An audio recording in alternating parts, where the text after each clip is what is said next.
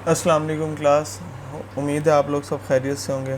अच्छा, हमने chapter number 10 start किया था ग्लाइकोसाइड्स। आपको पता है हमने ग्लाइकोसाइड्स की सबसे पहले तो डेफिनेशन देखी थी कि बेसिकली ग्लाइकोसाइड्स क्या होते हैं।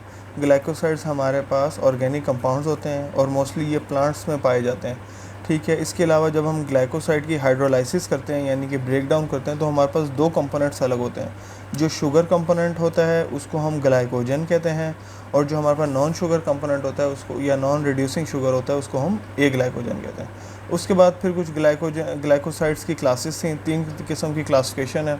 सबसे पहले था एंथ्राक्विनोन ग्लाइकोसाइड, नंबर 2 पे था कार्डियोटोनिक ग्लाइकोसाइड, और नंबर 3 पे था सेपोनिन ग्लाइकोसाइड। ठीक हो गया। अच्छा, उसके बाद फिर हमने अल्कलाइड्स के बारे में स्टडी किया था, सेकेंड टॉपिक। थर्ड टॉपिक जो था हमारे पास था वॉलेटाइल ऑयल्स, और जब हम लास्ट स्टडी कर रहे थे फोर्थ टॉपिक, इस चैप्टर का लास्ट टॉपिक, वो है रेजिन्स। तो रेजिन्स में हमने कुछ ड्रग्स देखी थी लास्ट टाइम। उसमें जो आज हमारे पास ड्रग है उसका नाम है कोलिसिंथ। ठीक हो गया। आज हमने कोलिसिंथ के बारे में देखना है कि कोलिसिंथ बेसिकली क्या चीज़ है। सो कोलिसिंथ को हम उर्दू में या सिनोनिम उसका हम ये भी कह सकते हैं बिटर एप्पल। ठीक है, या तो ये खट्टा एप्पल हो सकता है, बिटर क्यूकम्बर, क्यूकम्बर हम खीरे को कहते हैं, या तो ये खीरा हो सकता है, बिटर गोर्ड, इसके अलावा गोर्ड भी कह सकते हैं हम इसको, और कोर्क ट्यूमा। एक हमारे पास कोर्क ट्यूमा है, इसको हम पंजाबी में कहते हैं कोर्क ट्यूमा। ठीक है, आप में से जो लोग पंजाबी होंगे वो ज़रा इसको ज़्यादा बेहतर प्रोनाउंस कर सकेंगे। अच्छा, सेकंड नंबर पर हमारे पास आ जाती है केमिकल क्लास। अब आपको पता ही है जब हम क्लास के बारे में स्टडी करेंगे तो हम रेजिन्स का टॉपिक पढ़ रहे हैं, तो बेसिकली जो हमारे पास केमिकल क्लास है वो रेजिन्स है।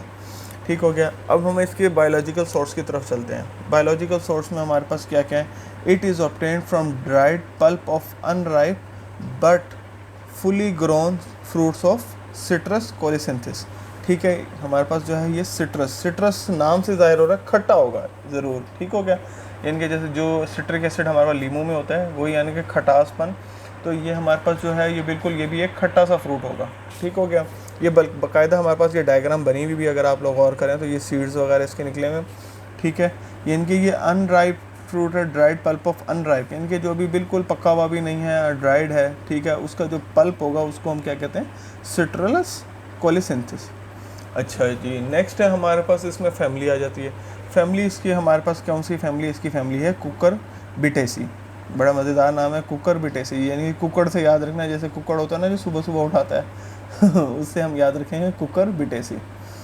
अच्छा जी, नेक्स्ट है हमारे पास इसमें केमिकल कॉन्स्टिट्यूएंट्स। केमिकल कॉन्स्टिट्यूएंट में क्या है, कुकर बिटासिन ई। तो हमारे पास इसमें जो केमिकल कॉन्स्टिट्यूएंट है वो है कुकर बिटासिन ई। ठीक है, नेक्स्ट हमारे पास इसमें लास्ट हेडिंग है वो है मेडिसिनल यूजेस की। अब आपको पता है जब भी हम कोई ड्रग पढ़ते हैं तो हमने उसको बेसिकली ये देखना होता है कि उसका हमारे पास यूज़ क्या है।